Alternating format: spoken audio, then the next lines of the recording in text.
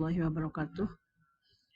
Pada pertemuan kali ini, pelajaran bahasa Indonesia akan membahas seputar karangan. Pengertian karangan dari berbagai sumber, salah satunya adalah karangan adalah karya tulis hasil dari kegiatan seseorang untuk mengungkapkan gagasan dan menyampaikannya melalui bahasa tulis kepada pembaca untuk dipahami. Pengertian lain tentang karangan adalah sebuah karya tulis yang mengungkapkan pikiran atau gagasan pengarang yang berbentuk atau yang menjadi kesatuan yang utuh. Atau lebih singkatnya, karangan adalah rangkaian hasil pikiran atau ungkapan perasaan yang dituangkan dalam bentuk tulisan. Tiap karangan disusun berdasarkan tema tertentu yang sebelumnya telah ditentukan oleh pengarang.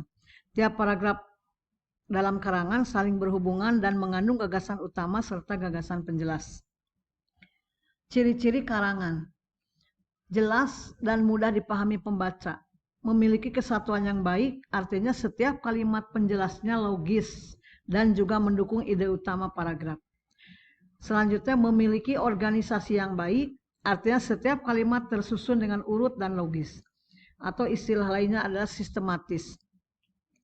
Yang ketiga, efisien atau ekonomis. Keefisienan ini dibutuhkan pembaca agar lebih mudah menangkap maksud atau isi dalam karangan. Kemudian menggunakan bahasa yang mudah diterima dan dipahami pembaca. Unsur-unsur karangan. Pertama, gagasan atau ide adalah pendapat atau pengetahuan penulis yang nantinya akan dituangkan dalam bentuk tulisan. Kemudian tuturan. Tuturan yaitu pengungkapan gagasan dalam bentuk tertentu sehingga si pembaca dapat mengerti dan memahami karangan tersebut. Selanjutnya ada kata tatanan, yaitu penyusunan gagasan atau ide pengarang mengindahkan asas, aturan, dan teknik menulisnya. Selanjutnya ada wahana, yaitu pengantar dari gagasan tersebut berupa bahasa tulis yang berhubungan dengan kosakata, gramatika, dan retorika. Jenis-jenis karangan. Yang pertama, jenis karangan berdasarkan sifatnya. Berdasarkan sifatnya, karangan dibedakan menjadi dua jenis, yaitu karangan fiksi dan karangan non-fiksi. Karangan fiksi adalah karangan yang ditulis berdasarkan sisi imajinasi pengarang. Misalnya, cerpen, novel, drama. Itu hanya imajinasi pengarang saja. Yang kedua, karangan non-fiksi. Non artinya bukan, berarti karangan non-fiksi adalah karangan yang ditulis berdasarkan fakta atau kejadian yang benar-benar terjadi, bukan imajinasi pengarang. Pembagian karangan berdasarkan bentuk dan tujuannya. Berdasarkan bentuk dan tujuannya, karangan dibedakan menjadi 5, yaitu deskripsi, narasi, eksposisi, argumentasi, dan persuasi. Yang pertama, karangan deskripsi. Karangan deskripsi adalah karangan yang menyatakan sesuatu dengan pembaca seolah-olah bisa melihat atau merasakan objek tersebut.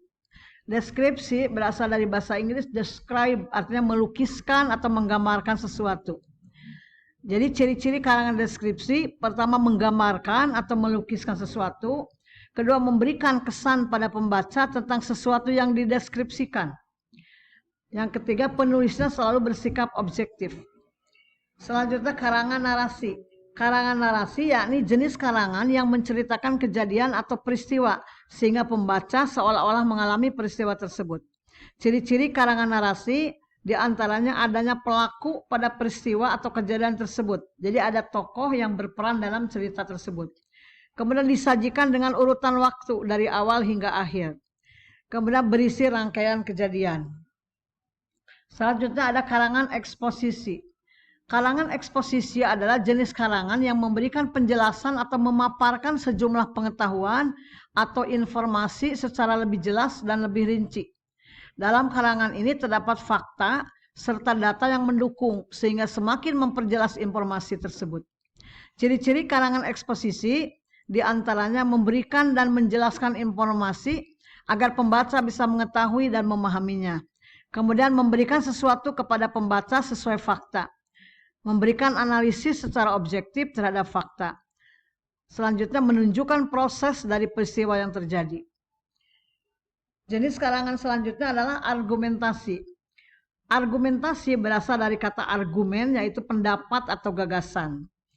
Jadi karangan argumentasi adalah jenis karangan yang bertujuan untuk membuktikan kebenaran, sehingga pembaca bisa mempercayai kebenaran tersebut, sehingga karangan tersebut harus ada data dan fakta yang mendukung. Ciri-ciri karangan argumentasi diantaranya meyakinkan pembaca terhadap gagasan atau pemikiran sehingga gagasan tersebut dipercaya dan diakui pembaca. Yang kedua, dilengkapi fakta, data, dan kelengkapan lainnya untuk membuktikan gagasan tersebut. Selanjutnya, dalam memberikan gagasan, penulis selalu berusaha mengubah sikap dan pandangan pembaca. Jenis karangan yang terakhir adalah karangan persuasi. Persuasi berasal dari bahasa Inggris persuasif, artinya mengajak, membujuk, merayu. Jadi karangan persuasi adalah karangan yang bertujuan untuk mempengaruhi pembaca, sehingga pembaca melakukan seperti apa yang dikatakan penulis dalam karangannya. Agar pembaca dapat terpengaruh pada karangan persuasi tersebut, harus ada data dan fakta yang mendukung. Ciri-ciri karangan persuasi diantaranya berisi bujukan dan bersifat mengajak untuk berbuat sesuatu yang dikatakan penulis pada karangannya. Memiliki data yang mendukung kebenaran karangan dan menarik perhatian untuk dibaca. Langkah-langkah membuat karangan. Yang pertama, tentukan tema karangan yang akan ditulis. Kedua, kumpulkan gagasan atau ide, data atau bahan-bahan untuk karangan. Ketiga, susun kerangka karangan tersebut. Kemudian kembangkan kerangka karangan yang dibuat menjadi karangan sebenarnya. Akhirnya berikan judul pada karangan yang dibuat. Contoh karangan persuasi. Sampah menjadi salah satu masalah ibu kota yang hingga kini belum terselesaikan. Kepadatan penduduk yang terus bertambah dan kurangnya kesadaran masyarakat akan kebersihan menjadi kendala tersendiri dalam pengelolaan sampah. Banyak masyarakat yang tinggal di pinggiran sungai membuang sampah ke sungai, padahal mereka tahu jika sampah yang mereka buang dapat menyebabkan masalah bagi mereka sendiri. Nah, ada salah satu kalimat yang menyatakan marilah kita membuang sampah pada tempatnya. Nah, dari kata marilah kita membuang sampah pada tempatnya itu adalah salah satu contoh karangan persuasi, yaitu mengajak kepada pembaca untuk mengikuti apa yang disarankan dalam teks tersebut. Demikian yang dapat Ibu sampaikan seputar karangan, mudah-mudahan bermanfaat. Wassalamualaikum warahmatullahi wabarakatuh.